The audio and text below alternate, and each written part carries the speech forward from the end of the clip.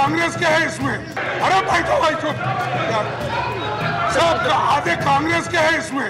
और 5-10 लोगों को जोड़ दो, कुछ नहीं होने वाला है।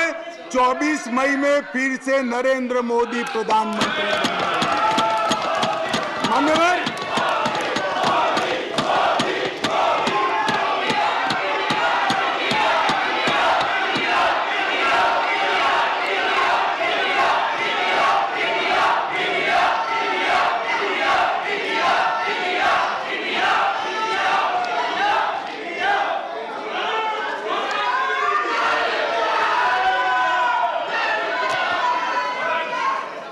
मान्यवर श्री संजय राउत ने कहा,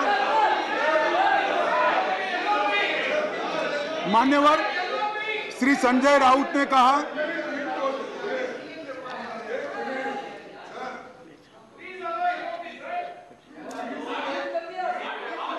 yielded. I know, but just take it. Don't get agitated, sir. We will have a good transactional business. Yes, leader of the opposition. Your point of order, sir. देखिए, जरा मुझे 2 मिनट चांस दीजिए बस। देखिए शाह साहब, उन्होंने ऑर्डिनेंस पे बोल रहे हैं, ठीक है, लेकिन ऑर्डिनेंस को छोड़ के वो हमारे इमरजेंसी से लेकर और अब तक जो आगे 2024 में, अरे बैठो भाई चुप, सब आधे कांग्रेस के हैं इसमें, आधे कांग्रेस में है। देखिए आप भी सब आप भी थे। तो सर मेरा एक ही निवेदन है कि शाह साहब अच्छे भाषा में बोलते हैं, हिंदी में अच्छा, जैसा अंग्रेजी में हार्वर्ड को उन्होंने बोले कि अच्छे शब्दों में, ऐसा वैसा ही वो भी हिंदी में बहुत अच्छे तरीके से व्याकरणबद्ध हिंदी बोल रहे हैं, ठीक है। लेकिन क्या बोल रहे हैं कि 2024 के इलेक्शन को वो संदेश दे रहे यहाँ से कि हम जीतेंगे। माननीय खड़गे जी, एक और अपोजिशन का पूरा, माननीय खड़गे जी, अपोजिशन के टीका टिप्पणी कर रहे हैं। आप अपने विषय पे बोलिए। माननीय खड़गे जी, आप डिबेट में करीब पूरे समय रहे हैं, पर डिबेट में आप करीब पूरे समय रहे हैं, पर कुछ समय आप नहीं थे। मैं आपको कह सकता हूं कि आप रिकॉर्ड को देखिए, सभी सदस्यगण ने अपने भाषणों के अंदर जो आयाम अपनाया है उसका रिस्पॉन्स है। ये नहीं, ये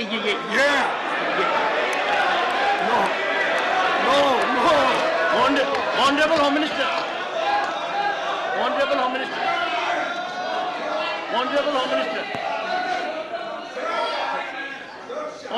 मिनिस्टर, खड़गे साहब मैं ध्यान रखता हूं,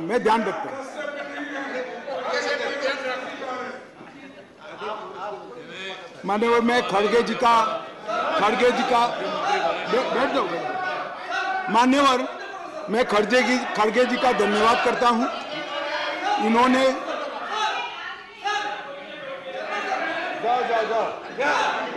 मान्यवर मैं खड़गे जी का धन्यवाद करना चाहता हूं कि इन्होंने मुझे सदन की उच्च परंपराओं का ध्यान दिलाया। मैंने सदन की परंपराओं का ध्यान रखते हुए सटल वे में मेरी बात कही थी, परंतु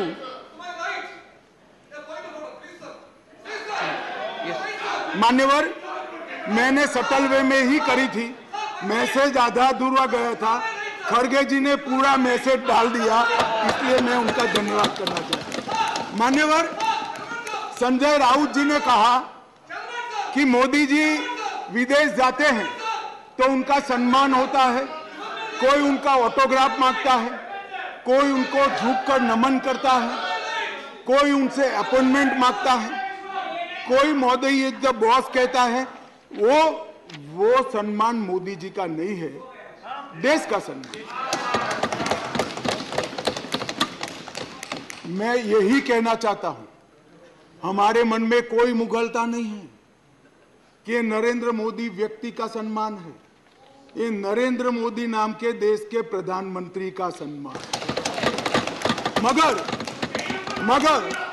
मगर इतने सारे देश के राष्ट्रपति, प्रधानमंत्री, राष्ट्राध्यक्ष भारत के प्रधानमंत्री को सम्मान देते हैं, इससे देखकर आप भी जरा देना चालू करो तो थोड़ा अच्छा दिखेगा। मान्यवर, कम्युनिस्ट पार्टी के 2 सदस्यों ने मेरी पार्टी का उल्लेख देकर कहा कि मेरी पार्टी का आजादी के आंदोलन में कोई इतिहास नहीं है, हिस्सा नहीं। सुनिए, मगर मैं उनके एक व्यवहारिक जनरल नॉलेज पर क्वेश्चन उठाना चाहता हूं कि जो व्यक्ति का, मतलब इंस्टीट्यूशन के नाते कहता हूं, जो पार्टी का जन्म ही 1950 में हुआ हो, वो आजादी के आंदोलन में कैसे हिस्सा ले सकते हैं भैया? हमारी पार्टी का जन्म ही 1950 में हुआ, हम कैसे आजादी का आंदोलन लड़ेंगे? मान्यवर, मगर कई ऐसे हमारे फाउंडर मेंबर थे, श्यामा प्रसाद मुखर्जी से लेकर कई सारे।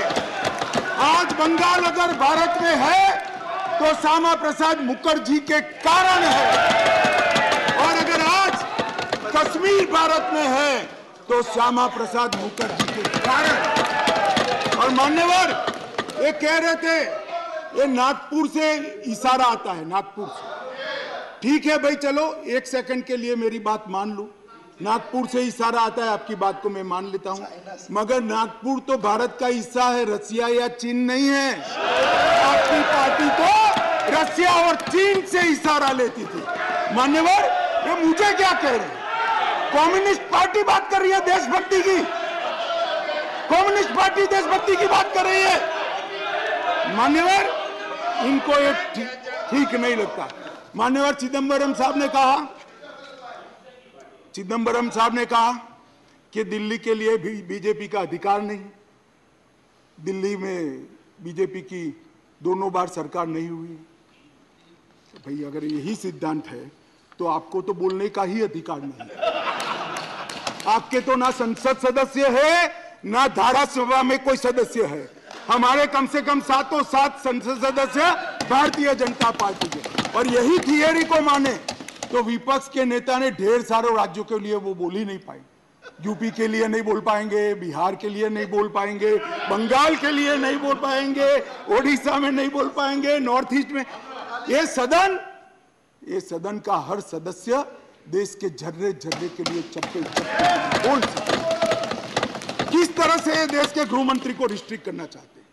मान्यवर, मैं सदन का सदस्य हूं तो भी देश के किसी भी हिस्से के लिए चिंता करने का मेरा अधिकार है, और संविधान दत्त अधिकार। मान्यवर, किस प्रकार की बात इतने सीनियर व्यक्ति करते हैं? मान्यवर,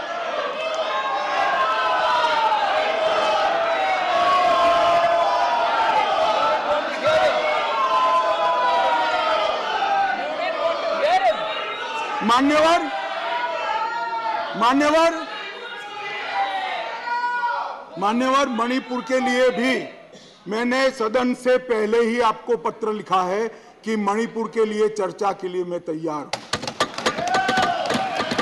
आज भी कहता हूं, अभी 11 तारीख बाकी है, हमें कुछ छिपाना नहीं है। छुपाना आपको है जो चर्चा होने नहीं देते हो, आपको छुपाना है। और मैं कहता हूं मान्यवर, 11 तारीख को चर्चा खड़गे जी कह दे, मैं कहता हूं इसी तरह से सुन नहीं पाएंगे मान्यवर, नहीं सुन पाएंगे, और इसीलिए मणिपुर पर चर्चा करने के लिए तैयार। मान्यवर,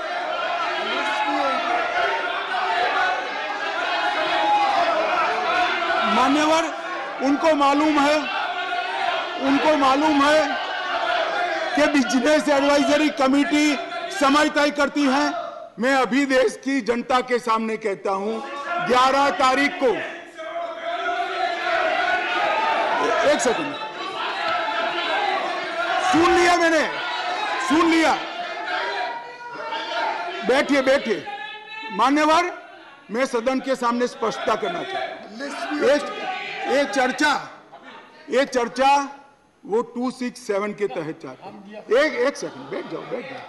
267 के तहत चाहते हैं, जिसमें मतदान का प्रावधान है। मान्यवर, ये प्रावधान क्यों बना है? जब कोई सरकार बजट के तुरंत बाद अल्पमत में आ जाए और कोई बिल ही न लाए तो राज्यसभा में अविश्वास की दरखास्त का कोई प्रोविजन नहीं है, तो राज्यसभा में वोटिंग के साथ चर्चा हो, इसलिए रूल्स लाया गया है। यहाँ तो हम हर रोज बिल लेकर आते हैं, भाई गिरा दो बिल।